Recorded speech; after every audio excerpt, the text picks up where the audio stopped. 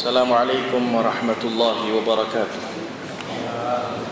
إن الحمد لله نحمده ونستعينه ونستهديه ونستغفره ونعوذ بالله من شرور أنفسنا ومن سيئات أعمالنا.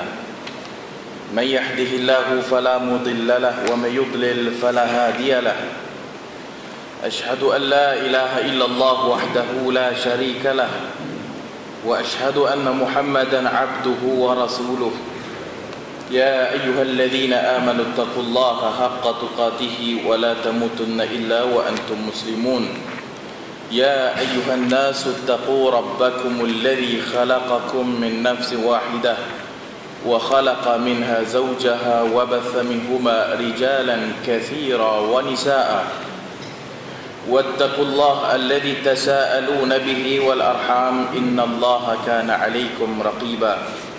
يا أيها الذين آمنوا اتقوا الله وقولوا قولا سديدا يصلح لكم أعمالكم ويغفر لكم ذنوبكم ومن يطع الله ورسوله فقد فاز فوزا عظيما. أما بعد فإن أصدق الحديث كتاب الله وخير الهدي هدي محمد صلى الله عليه وآله وسلم وشر الأمور محدثاتها وكل محدثة بدعة وكل بدعة ضلالة وكل ضلالة في النار أو كما قال صلى الله عليه وآله وسلم.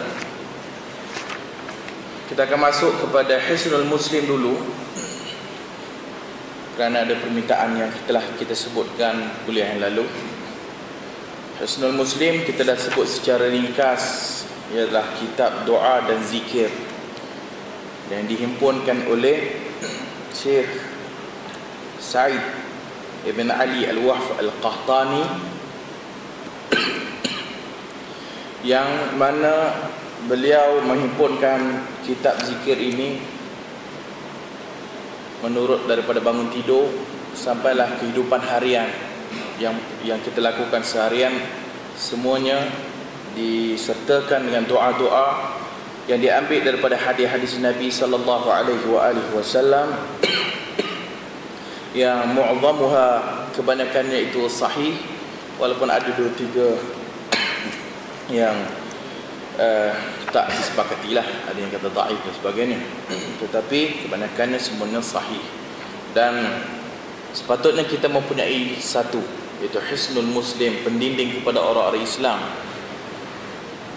daripada kita membeli buku-buku doa ataupun zikir yang kita pun tidak tahu siapa penulisnya dan siapa yang cetaknya pun kita tak tahu kadang-kadang, iaitu kerana dibimbangi akan ada unsur-unsur yang jauh daripada sunnah Nabi ataupun mukhalafah, bercanggah dengan sunnah Nabi sallallahu alaihi wasallam.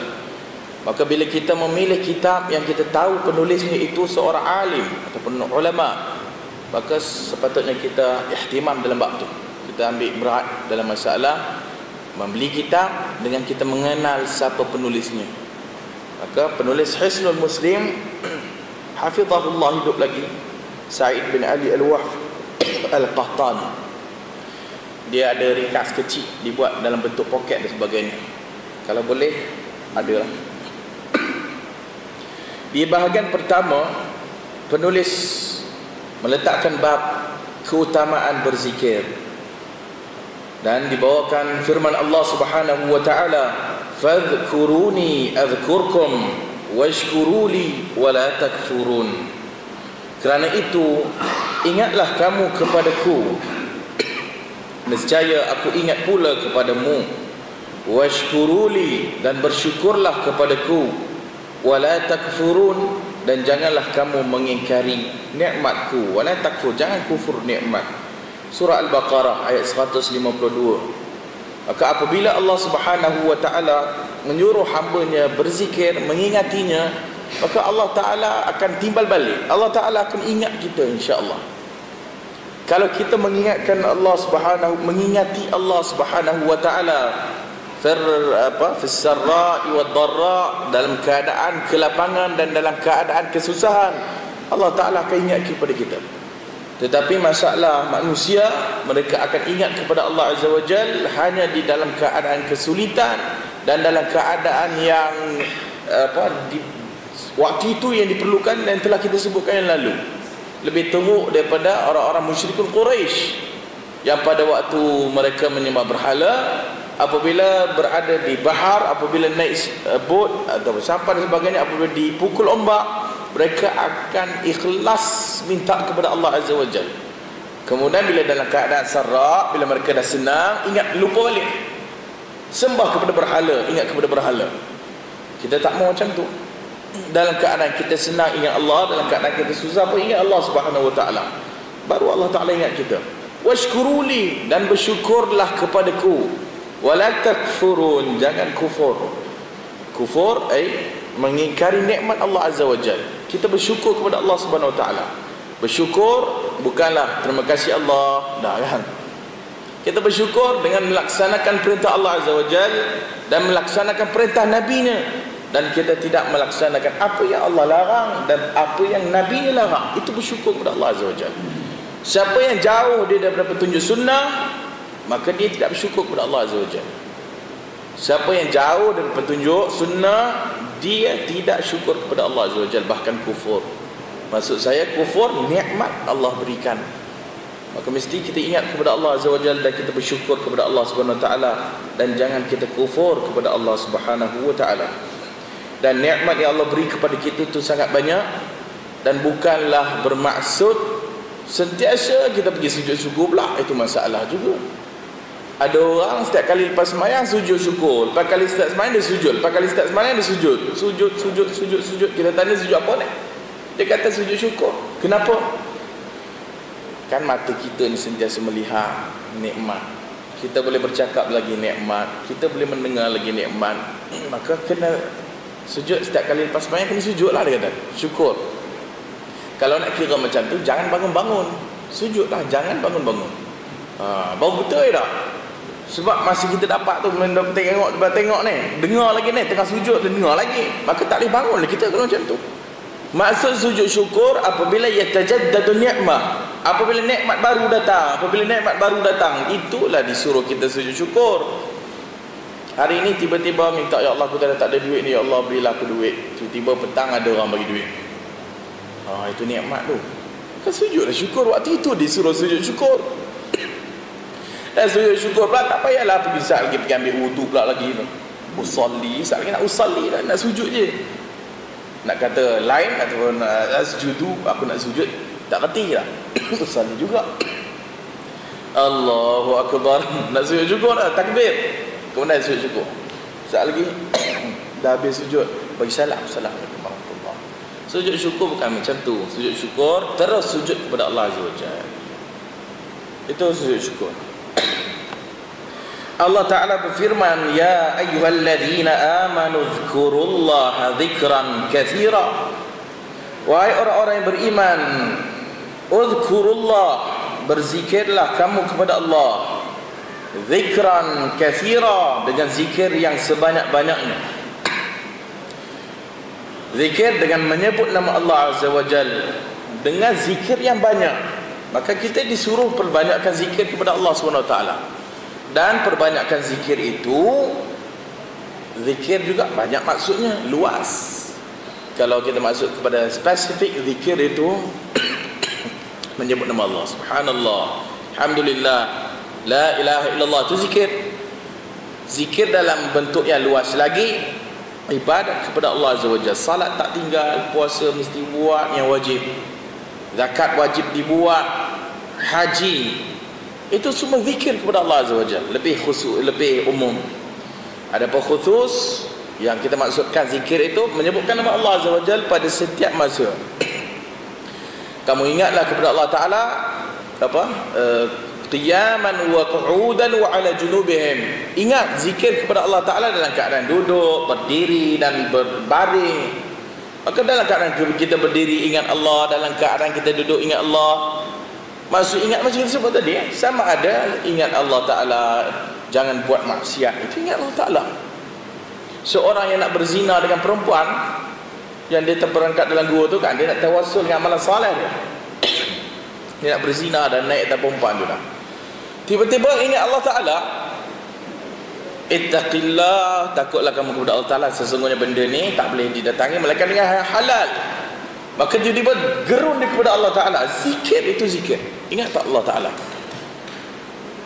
Kalau berdiri tak ada apa-apa, tu zikirlah, sebutlah Allah subhanallah, Allahu Akbar. Itu zikir, la ilaha illallah. Afdalu zikr fa'alam annahu la ilaha illallah. Afdal zikir itu, ketahuilah olehmu, la ilaha illallah, tidak ada ilah yang berhak disembah melainkan Allah.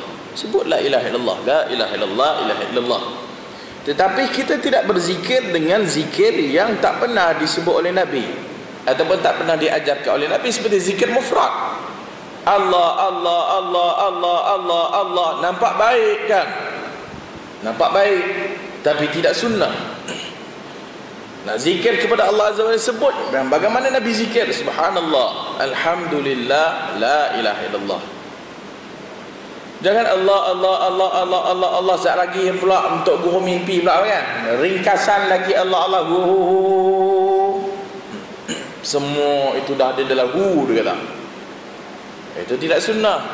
Itu zikir yang telah menyanggahi sunnah Nabi sallallahu alaihi wasallam. وَالذَّاكِرِينَ اللَّهَ كَثِيرًا وَالذَّاكِرَاتِ أَعَدَّ اللَّهُ لَهُمْ مَغْفِرَةً وَأَجْرًا عَظِيمًا. وَالذَّاكِرِينَ, dan orang-orang lelaki yang berzikir kepada Allah dengan banyak. وَالذَّاكِرَاتِ, dan orang-orang perempuan yang berzikir kepada Allah dengan banyak. أَعَدَّ اللَّهُ لَهُمْ, Allah Ta'ala akan sediakan bagi mereka maghfiratan, keampunan, wa ajran azima, dan ganjaran yang sangat besar.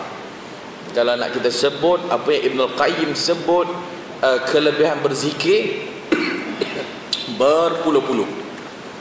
Ibn Al-Qayyim sebut tentang fadilat berzikir, fadilat-fadilat, apa faedah daripada berzikir, sehingga 40, 51, 58, 60 fadilat zikir. 60 Ibn Al-Qayyim sebut fadilat zikir. Maka banyakkan zikir, fadilat ini sangat besar. Antara fadilatnya, Allah Ta'ala ampunkan kita. Orang lelaki yang berzikir banyak dan orang perempuan yang berzikir banyak. Ayat ini jangan dipahami lain. Ayat ini kata orang-orang lelaki yang banyak. Wadzakirin itu jamak ada. Orang lelaki yang banyak, yang berzikir banyak. Bukan dia suruh zikir berjemaah. Ayat ni tak sebut begitu. Ayat ni dipahami wadzakirin, dan orang-orang lelaki, khitabnya kepada orang ramai. Tetapi tidak bermaksud ini dalil yang menunjukkan bahawasanya mesti buat berzikir beramai-ramai. Wadzakirin Allah kathiran wadzakirat. Kerana ada orang yang menggunakan dalil ini untuk menjustifikasikan perbuatan dia berzikir ramai-ramai dengan loncat-loncat dan sebagainya. Boleh. Itu salah faham ayat. Seolah-olahnya dia tak faham bahasa. Bahasa Melayu katakan, saya nak hari ini semua pelajar-pelajar buat assignment, saya nak minggu depan hantar. Semua pelajar-pelajar hendaklah buat assignment, buat kerja, minggu depan hantar. Kita tak pernah faham pun daripada apa yang lecturer ataupun ustaz yang cakap, mesti buat beramai-ramai sekali. Masing-masing buat ke rumah masing-masing. Jadi khitab Quran kena faham. Sebab itu kita banyak kali sebut manhaj at-talaqqi, cara kita mengambil ilmu, wal istidlal, dan cara kita guna dalil kena betul. Ambil ilmu satu hal, nak menggunakan ilmu tu hal yang lain, hal yang kedua.